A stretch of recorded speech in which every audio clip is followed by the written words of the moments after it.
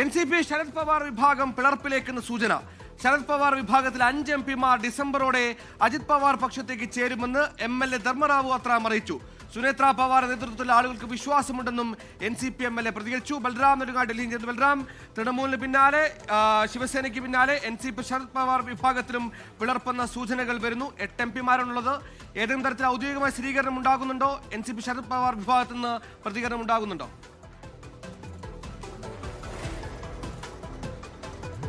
സുഹൈൽ, ശിവസേനയുടെ പിളർപ്പ് അത് മഹാരാഷ്ട്ര രാഷ്ട്രീയത്തിൽ വലിയ കോളിളക്കങ്ങൾ സൃഷ്ടിച്ചതിനിടെയാണ് ഇപ്പോൾ NCP ശരത് പവാർ വിഭാഗവും പിളർപ്പിലേക്ക് എന്നുള്ള തരത്തിലുള്ള അവകാശവാദങ്ങളുമായി ഈ NCPയുടെ MLA തന്നെ രംഗത്തെത്തിയിരിക്കുന്നത്. MLA ധർമ്മറാവു അത്രാമാണ് ഇത്തരത്തിലൊരു അവകാശവാദം ഉന്നയിച്ചിരിക്കുന്നത്. വരുന്ന ഡിസംബറോടെ NCP ശരത് പവാർ വിഭാഗത്തിലെ 5 MLA-മാർ തങ്ങളോടൊപ്പം 5 MP-മാർ തങ്ങളോടൊപ്പം എത്തും എന്നാണ് അവകാശപ്പെട്ടിരിക്കുന്നത്. അതിൽ ഏറ്റവും ശ്രദ്ധേയം എന്നുള്ളത് ഉപമുഖ്യമന്ത്രി സുനേത്ര പവാറും പാർത്ത് പവാറും ഡൽഹിയിലെത്തി കേന്ദ്ര ആഭ്യന്തരമന്ത്രി അമിത്ഷായെ കണ്ട് മടങ്ങി മഹാരാഷ്ട്രയിലെത്തിയതിന് തൊട്ടു പിന്നാലെയാണ് ഇത്തരത്തിൽ ഒരു അവകാശവാദവുമായി MLA രംഗത്തെത്തിയിരിക്കുന്നത് എന്നുള്ളതാണ്. നേരത്തെ തന്നെ ആം ആദ്മി പാർട്ടിയുടെ പിളർപ്പ്, തൃണമൂൽ കോൺഗ്രസിലെ പിളർപ്പ്, അതിന് പിന്നാലെ മഹാരാഷ്ട്രയിലെ ശിവസേന ഉദ്ധവ് താക്കറെ വിഭാഗത്തിന്റെ പിളർപ്പ്, ഈ ഒരു ഘട്ടത്തിൽ തന്നെ ഇനി പിളർപ്പ് NCPയിലും ഒപ്പം തന്നെ സമാജ്വാദി പാർട്ടിയിലുമാകും ഉണ്ടാകുക എന്നുള്ള അഭ്യൂഹങ്ങൾ ഉണ്ടായിരുന്നു. അതിനിടെയാണ് അവകാശവാദവുമായി രംഗത്തെത്തിയിരിക്കുന്നത്.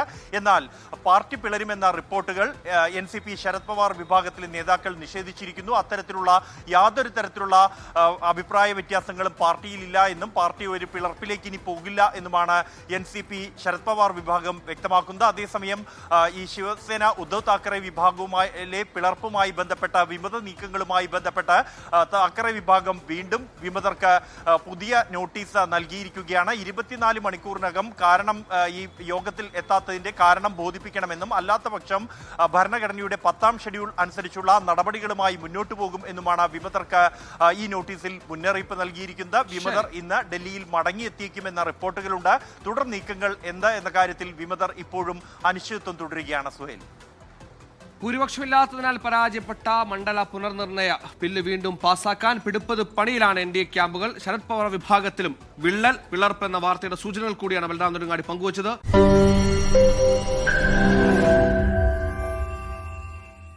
ലോകത്തെവിടെയായാലും ഏത് സമയത്തും 24 വാർത്തകളും ഓഗ്മെന്റഡ് റിയാലിറ്റി പാക്കേജുകളും എക്സ്പ്ലെയിനറുകളും വിശദമായി കാണാൻ ഞങ്ങളുടെ YouTube ചാനൽ നിങ്ങൾക്ക് സബ്സ്ക്രൈബ് ചെയ്യാം.